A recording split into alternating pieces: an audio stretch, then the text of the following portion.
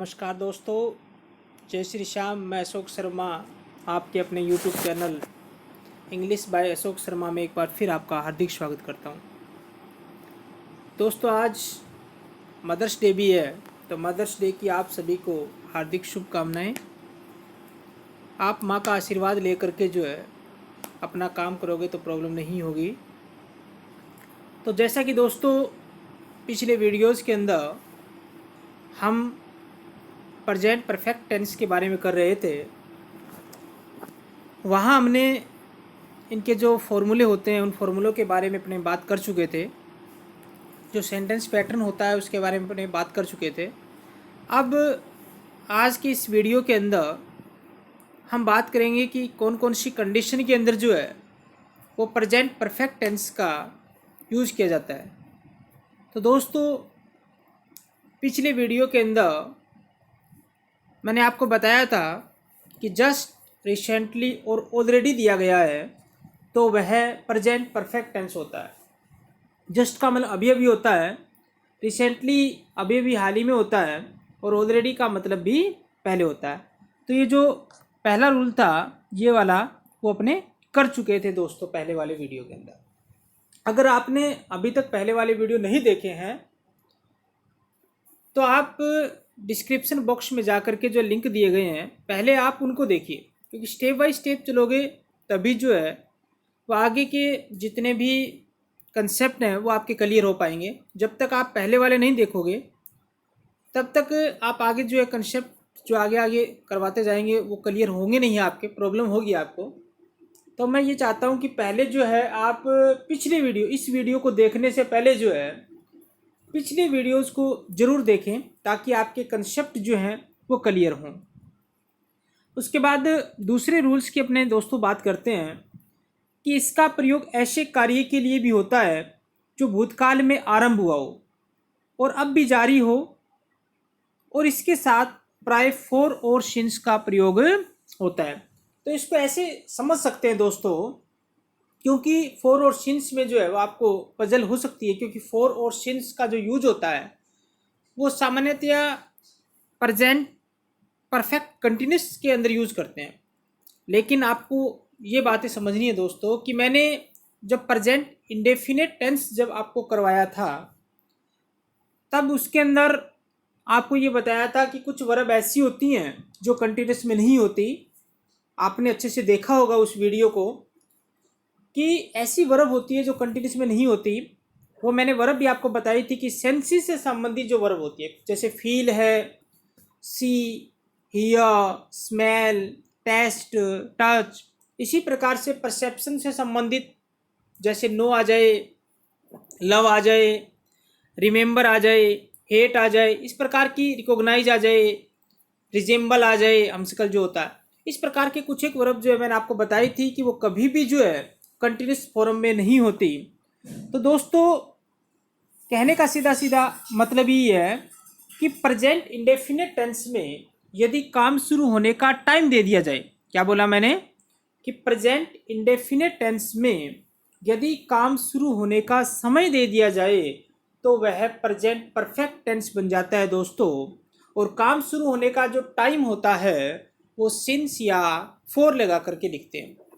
ये आप जब नोट्स बनाओ तो उसमें जो बोल रहा हूँ वो लिखना ज़रूरी है कि प्रेजेंट इंडेफिनिट टेंस में यदि काम शुरू होने का समय दे दिया जाए तो वह प्रेजेंट परफेक्ट टेंस बन जाता है, और काम शुरू होने का जो समय होता है वो सिंस या फोर में होता है।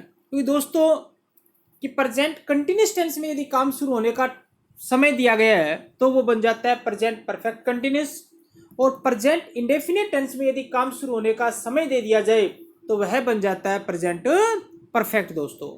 अब फोर और सिंस वैसे आगे वाला जो टेंस होगा उसमें अच्छे से क्लियर करूंगा, लेकिन एक बार समझ लो आप, फोर का जो यूज होता है वो पीरियड ऑफ टाइम के लिए होता है, मतलब समय की अवधि की बात करते हैं तो वहाँ फोर का यूज होता है। जैसे 2 बजे से, जैसे 2 घंटों से, 4 सप्ताह से, 5 सालों से, मतलब अवधि की बात करते हैं तो वहाँ फोर का यूज होता है। और सिंस जो होता है वो होता है पॉइंट ऑफ टाइम, मतलब निश्चित समय बिंदु की जहाँ बात आती है, निश्चित समय दिया गया है, जैसे 2 बजे से, घड़ी का कोई भी टाइम आ जाए एक समय अवधि के अंदर एक ही बार जो घटित होता है तो उसके अंदर भी अपने सिंस का यूज करते हैं। जैसे होली दिवाली की बात कर लें, संडे मंडे की बात कर लें, तो वहाँ सिंस का यूज होता है दोस्तों।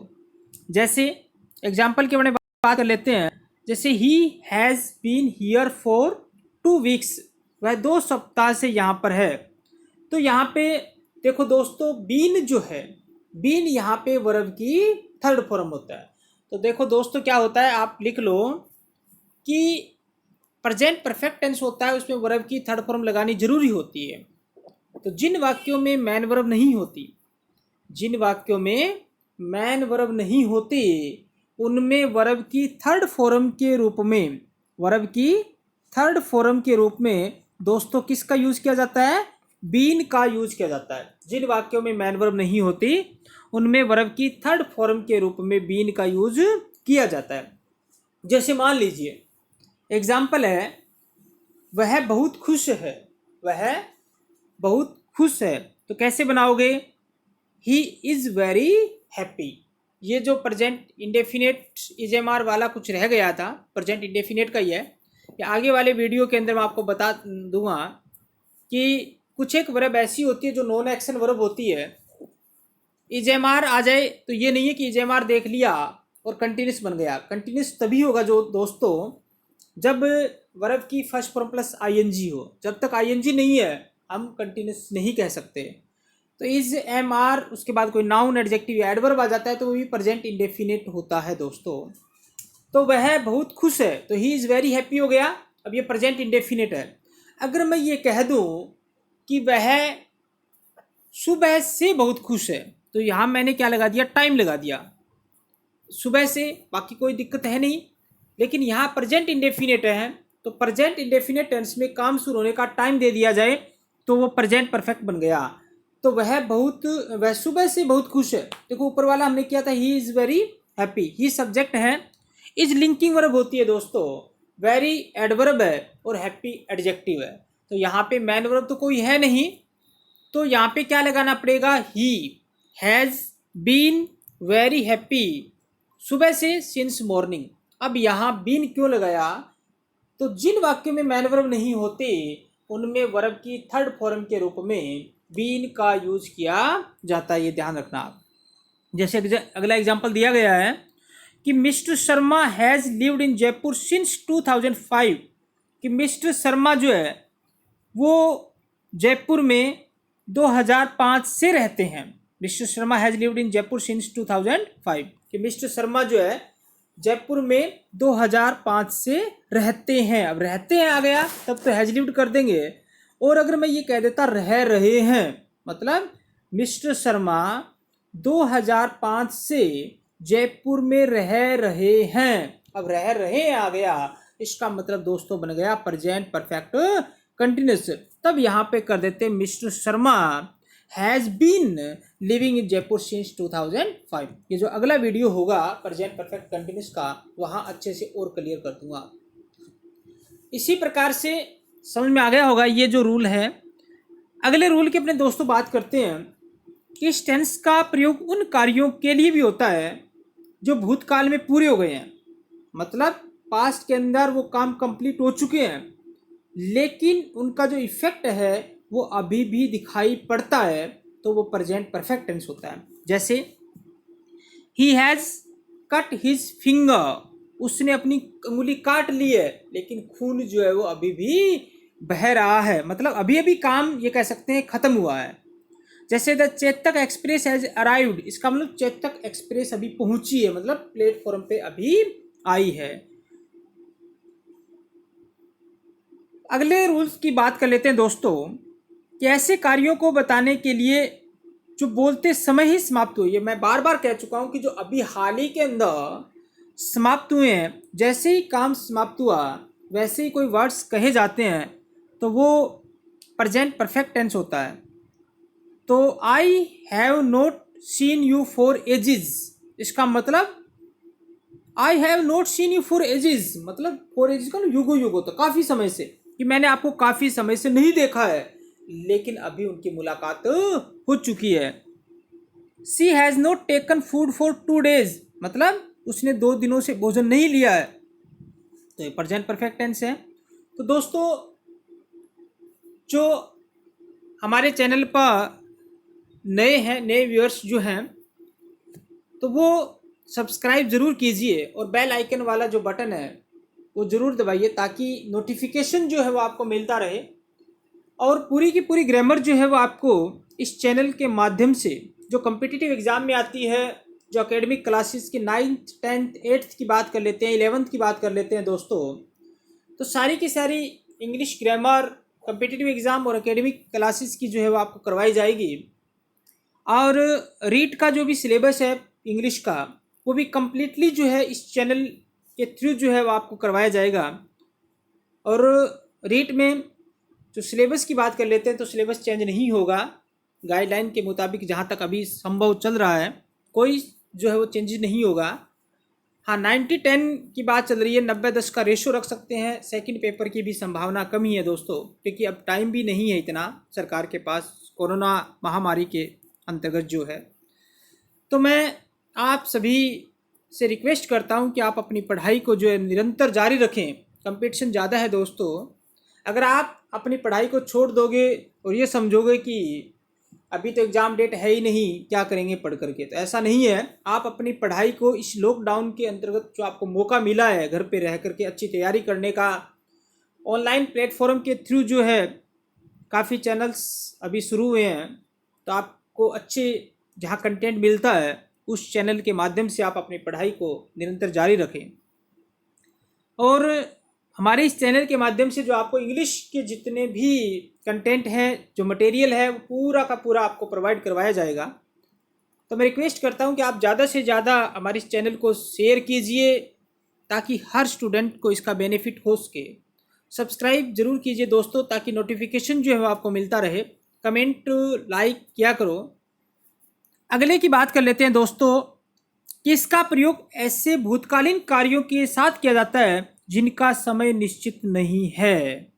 जैसे I have read the book, मतलब मैंने किताब पढ़ ली। अब कब पढ़ी, कैसे पढ़ी, क्योंकि टाइम निश्चित कर दें तो पास्ट में चला जाएगा। जैसे यस्टरडे आ गया तब तो ये पास्ट में हो जाता दोस्तों, लेकिन अभी हाल ही में काम समाप्त हुआ है, तो I have read the book. अगला है हैव यू टेकन फूड, क्या आपने भोजन ले लिया है, क्या आपने भोजन कर लिया है।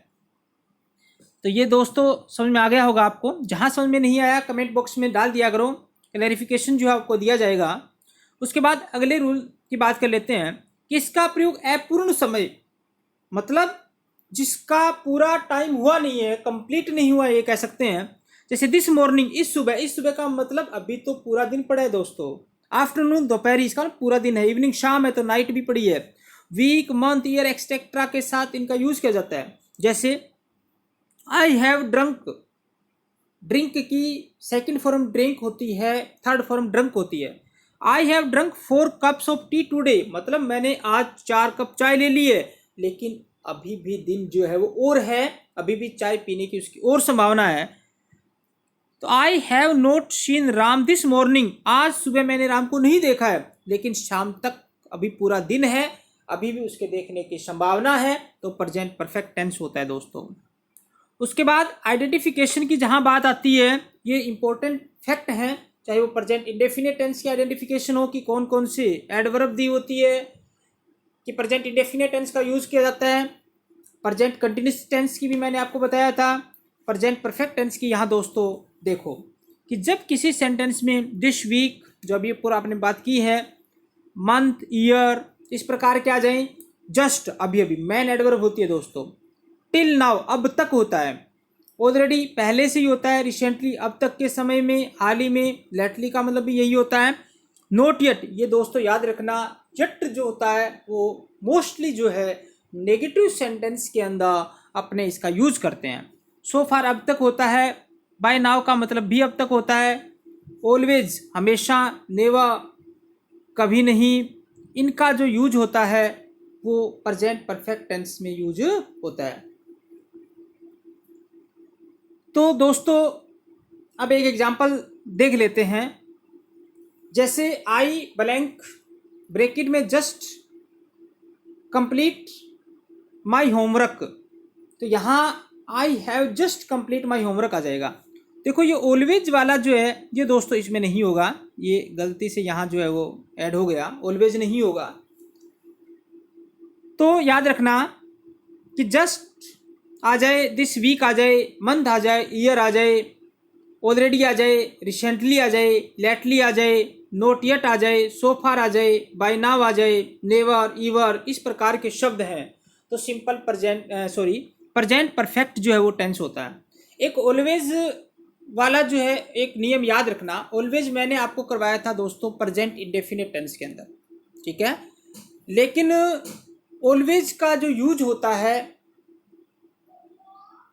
कि अनकंडीशनल, या ये कह सकते हैं कि ऐसी सिचुएशन के अंदर जो हमें अच्छी नहीं लगती, अनप्लीजेंट सिचुएशन की जहाँ बात आती है, ऐसी चीज़ें जो हमें अच्छी नहीं लगती, तो अगर ऑलवेज दिया गया है, अनप्लीजेंट सिचुएशन की बात है, दुखद कंडीशन की बात है, अच्छी चीज़ें नहीं है और ऑलवेज दिया गया है, तो दोस्तों वो टेंस हो जाता है प्रेजेंट कंटिन्यूस टेंस। जैसे he blank always tease me, he blank always tease bracket में दिया गया है मी। अब टीज का मतलब क्या होता है? चिढ़ाना होता है। टीज का मतलब चिढ़ाना होता है। अब देखो दोस्तों ऑलवेज आ गया, वैसे तो ऑलवेज प्रेजेंट इंडेफिनिट में है, लेकिन यार टीज चिढ़ाना, अब कोई किसी को चिढ़ाता है तो दोस्तों बताओ क्या अच्छा लगता है? नहीं लगता। तो टीज चिढ़ाना होता है, चिढ़ाना अच्छा नहीं होता। तो यहाँ ही इज ऑलवेज, टीज है तो क्या कर दोगे? आईएनजी लगा दोगे। ही इज ऑलवेज टीजिंग मी, वह हमेशा मुझे चिढ़ाता रहता है। तो दोस्तों ये हमारा जो प्रेजेंट परफेक्ट टेंस जो था वो टेंस कंप्लीट हो चुका है। अब अगले वीडियो के अंदर हम अगला जो है प्रेजेंट परफेक्ट कंटिन्यूस जो टेंस है उस टेंस के बारे में स्टडी करेंगे, पढ़ेंगे। उसके बाद ये एक टेंस कंप्लीट होने के बाद ऑनलाइन इसी चैनल के थ्रू जो है वो आपका एक टेस्ट लिया जाएगा। तो मैं आपसे रिक्वेस्ट करता हूँ कि आप अच्छे से जो है वो टेंस को स्टडी करो। टेंस इंपॉर्टेंट टॉपिक है अपना, इसी के थ्रू जो है वो आगे कंटेंट जो है क्लियर होते जाएंगे। तो मैं एक बार फिर कहता हूँ कि आप हमारे चैनल को लाइक, शेयर और सब्सक्राइब कीजिए।